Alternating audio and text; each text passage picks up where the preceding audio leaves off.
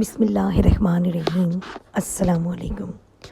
مکہ مکرمہ سے ہجرت کے بعد رحمت للعالمین صلی اللہ علیہ وآلہ وسلم مدینہ منورہ میں جلوہ فرما ہوئے تو اہل مدینہ اوس و خزرج میں سے جو لوگ عقبہ کی بیعت سے محروم رہ گئے تھے، جوک در جوک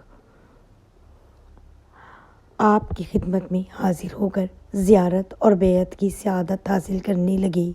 اسی زمانے میں ایک دن رسول اللہ صلی اللہ علیہ وآلہ وسلم کچھ جانثاروں کے درمیان رونق افروز تھے کہ خواتین کی ایک جماعت آپ کے پاس حاضر ہوئی۔ ان میں سے ایک عورت آگے بڑھی اور یوں عرض گزار ہوئی: یا رسول اللہ صلی اللہ علیہ وآلہ وسلم، میرے ماں باپ آپ پر قربان ہوں، میں تمام مسلمانوں کی عورتوں سے ایک پیغام لے کر آئی ہوں۔ سب کا قول اور رائے وہی ہے جو میری ہے، وہ یہ کہ اللہ تعالیٰ نے آپ کو مردوں اور عورتوں کے لیے رسول بنا کر بھیجا ہے، سو ہم آپ پر ایمان لائی ہیں اور آپ کی اتباع کرتی ہیں، اور ہم عورتوں کی قوم چار دیواری میں پردہ نشین رہتی ہیں۔ مرد ہم سے اپنی جائز خواہش پوری کرتے ہیں، ان کی اولاد کو ہم پیٹوں میں اٹھاتی ہیں، اور مرد لوگ جمعہ، جماعت، جنازہ، جہاد کو جاتے ہیں تو پیچھے ہم ان کے مالوں کی حفاظت کرتی ہیں، ان کی اولاد کو پالتی ہیں۔ کیا ہم ان حالات کے ماتحت ان کے ساتھ اجر میں شریک ہوں گی؟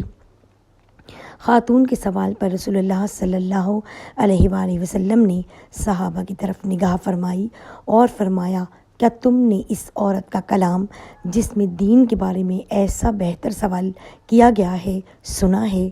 صحابہ نے عرض کیا: ہاں یا رسول اللہ صلی اللہ علیہ وآلہ وسلم۔ پھر آپ صلی اللہ علیہ وآلہ وسلم اس خاتون کی طرف مخاطب ہوئے اور فرمایا: تم واپس جاؤ اور تمام عورتوں سے کہہ دو کہ اپنے خاوند کی اچھی طرح خدمت کرنا اور اس کو راضی رکھنا مردوں کے ان تمام کمالات کے برابر ہے۔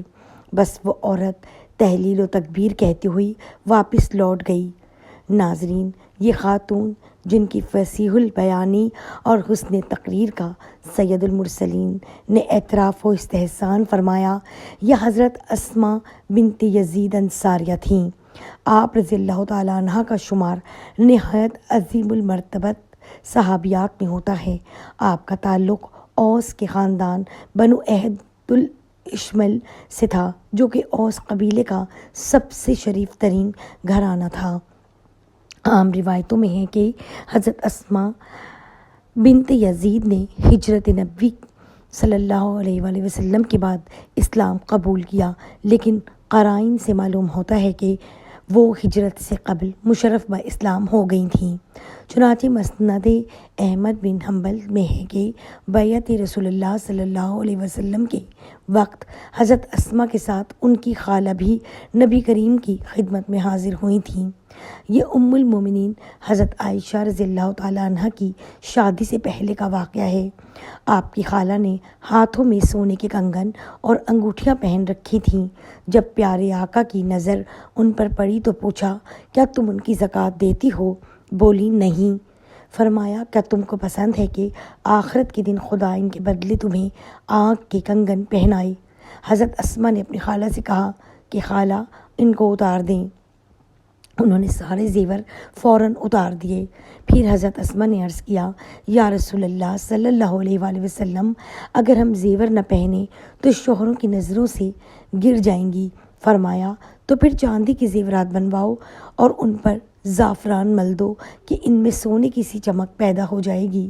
اس کے بعد حضرت اسماء نے دوسری خواتین کے ہمراہ رسول اللہ صلی اللہ علیہ وآلہ وسلم کی بیعت کرنا چاہی اور عرض کیا: حضور، ہمیں اپنا ہاتھ دیں تاکہ ہم بیعت کر سکیں۔ آپ صلی اللہ علیہ وآلہ وسلم نے فرمایا: میں عورتوں سے ہاتھ نہیں ملاتا، البتہ تم ان باتوں کا اقرار کرو تو بیعت ہو جائے گی۔ اپنی اولاد کو قتل نہ کرو گی، چوری نہیں کرو گی، کسی کو خدا کا شریک نہ بناؤ گی، زنا سے بچو گی، کسی پر جھوٹی تہمت نہ لگاؤ گی اور اچھی باتوں سے انکار نہ کرو گی۔ چنانچہ حضرت اسما رضی اللہ تعالیٰ عنہ اور دیگر خواتین نے صدق دل سے قبول کیا اور اپنے گھروں کو تشریف لے گئیں۔ ناظرین، یہ وہی حضرت اسما بنت یزید ہیں جن کو حضرت عائشہ رضی اللہ تعالیٰ عنہ کی سہیلی کہا جاتا ہے، اور شادی بیاہ پر یہ کام عموماً سہیلیوں کے ہی سپرد کیے جاتے ہیں۔ وہ دلہن کے بناؤ سنگھار کا کام کرتی ہیں۔ عربوں میں بھی یہی دستور رواج رائج ہے، اور اب بھی یہ دیکھنے کو ملتا ہے۔ شہروں کے طور طریقے اب کافی حد تک بدل چکے ہیں، مگر گاؤں کی دلہنیں کو اب بھی سجانے سنوارنے کے لیے ان کی سہیلیاں ہی اہم کردار ادا کرتی ہیں۔ بس یہ لازوال خدمت حضرت اسما رضی اللہ تعالیٰ عنہ کی خدمت میں آئی کہ آپ نے رسول اللہ کی دلہن حضرت عائشہ کا بناؤ سنگھار کیا۔ چنانچہ منقول ہے کہ شوال 1 ہجری جب حضرت عائشہ صدیقہ کی رخصتی ہوئی تو حضرت اسما نے چند دوسری خواتین کے ہمراہ انہیں سنوارا اور پھر حجرے میں بٹھا کر رسول اکرم کو اطلاع دی۔ حضور تشریف لائے تو کسی نے دودھ پیش کیا۔ حضور نے تھوڑا سا نوش فرما کر باقی حضرت عائشہ کو دے دیا۔ انہوں نے شرم کے مارے سر جھکا لیا۔ حضرت اسما نے، جو کہ قریب ہی موجود تھیں، انہوں نے جب دیکھا کہ عائشہ دودھ کا گلاس نہیں لے رہی تو آپ نے عائشہ کو پیار سے ڈانٹا اور کہا، رسول اللہ جو دیتے ہیں لے لو۔ چنانچہ حضرت عائشہ نے بھی دودھ پی لیا۔ یہی روایت صحیح بخاری شریف میں کچھ یوں نقل ہے کہ انصار کی عورتیں، جس میں حضرت اسما بھی تھیں، دلہن کو لینے حضرت ابوبکر صدیق کے گھر آئیں۔ حضرت ام رومان نے حضرت عائشہ کا منہ دھلا کر بال سنوار دیے، پھر ان کو اس کے کمرے میں لے گئیں جہاں انصار کی عورتیں دلہن کے انتظار میں بیٹھی تھیں۔ حضرت عائشہ اندر داخل ہوئیں تو انہوں نے یہ کہہ کر استقبال کیا کہ تمہارا آنا بخیر و بابرکت و فعال نیک ہو۔ خود حضرت اسما بنت یزید سے روایت ہے کہ جب حضرت عائشہ کی رخصتی کے بعد رسول اللہ تشریف لائے تو میں وہاں موجود تھی۔ حضور نے پیالے سے دودھ تھوڑا سا پی کر حضرت عائشہ کی طرف بڑھا دیا۔ وہ شرمانے لگیں تو میں نے ان سے کہا، رسول اللہ جو عطا کریں وہ لے لو۔ انہوں نے شرماتے ہوئے وہ لیا اور اس میں سے پی لیا۔ بقیہ حضور نے فرمایا، بقیہ اپنی سہیلیوں کو دو۔ ہم نے عرض کیا، یا رسول اللہ اس وقت ہم کو بھوک نہیں۔ فرمایا، جھوٹ نہ بولو،